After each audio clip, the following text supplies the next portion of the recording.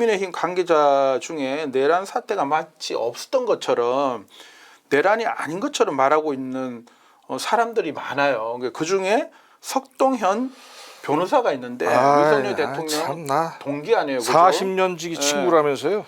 지금 그 옹호하는 행위들을 하고 있는데 이 법률 검토를 거쳐서 고발하겠다라는 입장을 밝혔고, 그리고 추경호 전 원내대표에 관한 수사 부분도 지금 촉구를 하고 있는 상황이고, 특히나 한덕수 권한대행에 촉구를 했습니다. 내란 그 상세법 김건희 특검법 관련해서 거부권을 행사하면 안 된다. 그러니까 내란 특검법 김건희 특검법에 관해서 거부권을 행사하면 안 된다라는 부분과, 그리고 상세 특검 부분도 조속히 임명하라라는 입장을 냈습니다. 그런데 지금 우리가 지금 이 비상계엄 이후 탄핵 가결 그리고 헌재 심판 이 일정들이 진행되고 있는데, 지금 헌법재판소의 인원이 9명인데 지금 6명만 있는 거 아니에요. 그래서 국회가 3명을 임명하게 돼 있는데 해야 돼요. 대통령 권한대행이 이 3명을 임명할 수 있냐 없냐에 대해서 논란이 있긴 하지만 과거 박근혜 대통령 탄핵 시 한교안 권한대행이 헌법재판관 임명을 했습니다. 했죠. 이미 그 전례가 있고 법상으로도 그렇게 명시가 돼 있어요. 대통령은 임명해야 된다인 거지. 그러니까 이번에 거부권도 했잖아. 근데 임명권은 왜 없어? 임명할 수 있다가 안 해요. 임명해야 하는 거예요. 그러니까 헌법재판관은 공석으로 두면 안 되는 자리예요. 그렇기 때문에 국회가 임명하는 국회가 추천하는 거기 때문에 대통령이 임명하는 건 형식적 절차에 불과한 거거든요. 그렇기 때문에 지금 이 한덕수 권한대행이 정말 지금 국가적 위기 사항을 공정하게 거국적으로 극복할 의지가 있는지 없는지는 헌법재판관을 조속히 임명하는가 안 하는가에 달려있는 그렇죠. 부분이거든요. 그게 1차적 증명이에요. 1차적 증명. 그래서 이 부분에 관해서 이 한덕수 권한대행의 입장 변화가 없고 장기적으로 이렇게 끌게 가게 되면 한덕수 대행에 대한 탄핵을 하겠다라는 얘기까지 지금 나오고 있는 상황인 거죠. 그래서 그런 지경까지 이르지 말고 권한대행으로서의 권한을 빨리 행사해라. 제대로 촉구를 한 거죠.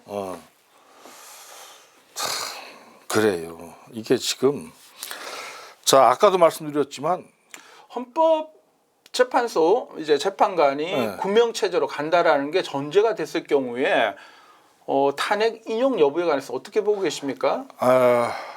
탄핵이 인용될 가능성이 그때는 높아지죠. 사실은 높아지는데 이 6인에서는 지금 조금 위험한 부분이 없지 않아 있어요. 6인 체제에서는 헌법재판관 1인만 반대하더라도 이 윤 대통령 탄핵은 기각이 돼버리는 거거든요. 그렇죠. 현재는 9명의 재판관에서 6명 이상이 이제 찬성할 때가 인용이 되는 겁니다.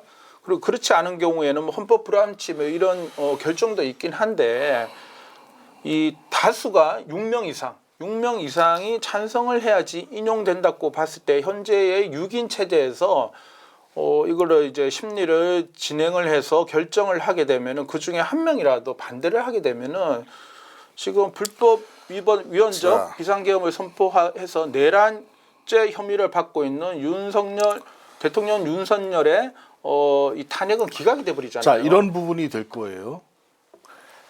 역사에 우리 민족이 살아있고 이 국가가 존재하는 한, 또 우리 역사가 계속 이어지는 한 역사의 기록은 그렇게 될 거예요. 만약에 이 반대를 했을 경우엔 사실은 어떠한 매국노보다 더한 매국노로 역사는 기록할 것이에요. 그런 부분도 있고요. 한덕수 권한대행이 책임 총리잖아요. 그리고 지금 윤석열 정부에서 2년 반 넘게 지금 거의 총리를 하고 있는데 지금 계속 하고 있는 거예요. 처음부터 지금까지 맡으면서 최장수 역사와 국민에 반하는 그런 권한을 행사할 일이 아니라 헌재 재판관 3인 임명도 빨리 절차를 밟아가 진행을 해서 재가를 해야 되고 내란 특검법, 김건희 특검법 거부권 행사하면 안 됩니다. 이걸 자. 조속히 빨리 재가를 해서 공표를 해야 돼요. 자, 봅시다. 지금까지 한덕수 총리는 제대로 뭐 한 게 없어요. 그죠? 들러리만 섰던 거 아닙니까? 그죠? 그러면 이러한 위기가 왔을 때에 자신이 관료로서 닦아왔던 그런 역량, 그리고 과거에도 국무총리를 했어요. 이제 그 힘을 좀 보여주셔야 될 때가 좀 왔습니다. 안 그렇습니까? 아유, 그런 인물이면요 그렇게 행동하겠습니까? 그런 아니요. 대국적 국무총리라면요 이렇게 행동하지 않습니다. 이거요 여당을 보고 그렇게 뭐 정치적 행보 또 직무정지당한 윤 대통령을 보고 그런 정치적 행보 권한 행사하면 안 돼요. 역사와 국민을 보고 정의로운 결정, 미래를 위한 결정을 해야죠. 그러니까 본인도 좀- 뭐 미래 여러 가지 걸 감안해 가지고 판단하겠다고 해놓고 지금 6개 법안에 대해서 거부권 행사했잖아요. 말이 되는 소리예요. 아니 일단 지금 나라를 뒤집어 놓고 쑥대밭을 만들어 놓고 한심합니다. 한심해. 정말 다시 한번 말씀드리지만 정말 중요한 것은 나라의 비상 상황이 비상 사태가 벌어져서 계엄이 된 것이 아니고 계엄으로 해서 비상 사태가 벌어진 거란 그게 팩트예요. 그렇기 때문에 이 비상 사태를 일으킨 원인을 제공한 핵심 우두머리, 관계자 핵심 우두머리 있잖아요. 핵심 우두머리의 지시와 명령을 받고 부하 내동한 수많은 사람들이 있어요. 관료들, 경찰, 군. 지금 봤을 때 이분들 더 이상 역사와 민족, 미래 세대, 우리 젊은 청소년들 10대부터 30대 젊은 청소년, 청년, 학생들, 시민들에게 더 이상 죄를 지으면 안 됩니다. 지금 나라를 개판으로 만들어 놨잖아요. 군인들의 명예를 땅바닥에 떨어지게 만들고 군인들을 친위 쿠데타나 다름없는 불법적 그러니까 비상계엄에 동원시키고 도구로 만든 거 그 아니에요. 동원됐던 군인들이 그 어떤 자괴감에 내란군이 됐다라고 하는 그런 자괴감에 어떤 휩싸여 있는데 물론 그 군인들은 명령에 따르다 보니까 그런 건데 그들의 그날 행동의 움직임을 봤을 때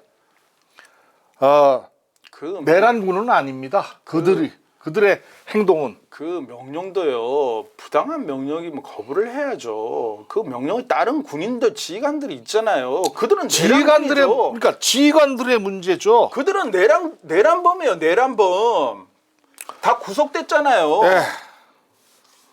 이게 지금 그들 표현대로 하면요 포고령에 언론 포함해서 포고령을 위반한 자들은 다 처단한다며요. 처단 전공의들도 처단하고 이게 뭐 총칼을 가지고요 어떻게 국민을 짓밟고 국회의원을 짓밟고 의회를 짓밟고 난동을 피우고 무력을 동원해가 끌어내겠다는 그런 발상을 해요.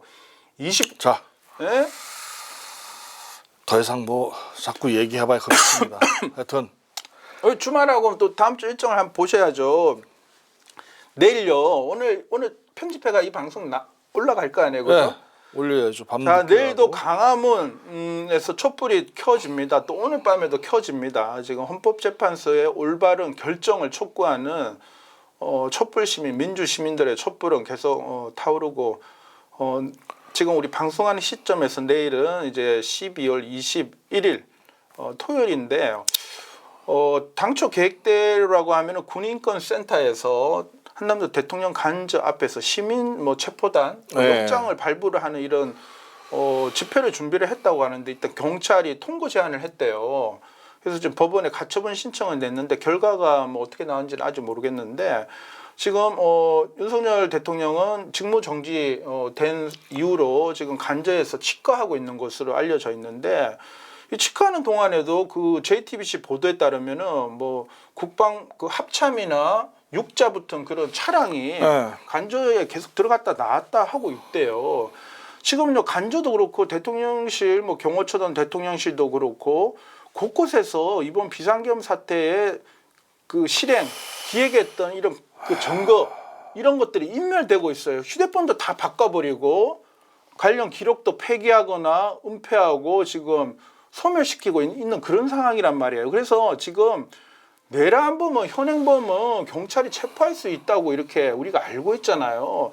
지금 마지막으로 촉구하는 거는 경찰이요. 지금 국방부 조사본부 공수처 등 해가지고 이 공조수사본부를 결성을 했잖아요. 지금 형식적인 소환장을 발부할 게 아니라 체포작전에 들어가야 되는 거예요. 지금 뭐 유혈 하겠습니까? 사태가 벌어지죠. 그러면은. 무슨 유혈 사태가 벌어져요. 아이 경호실은 저 목숨을 걸고 또 지킬 겁니다. 아유, 목숨을 지키고 말고 문제가 아니에요. 6월 때 가담하는 자들은요, 공무집행을 방해하는 현행범들이에요. 경찰 특공대도 뭔가 투입해가지고 체포를 해야죠. 진압을 해야죠. 법원이 영장 발부를 해가지고 집행을 하는데 대통령실 경호처가 막았으면요, 예?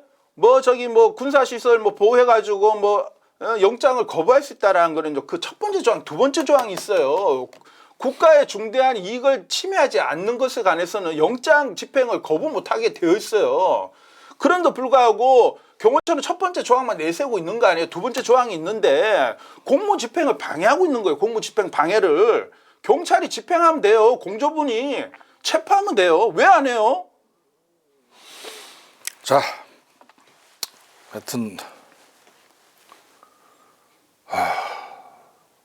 화가 한심합니다 정말. 네. 화가 나네요. 자, 오늘은 방송 여기까지 하는 네. 걸로 하죠.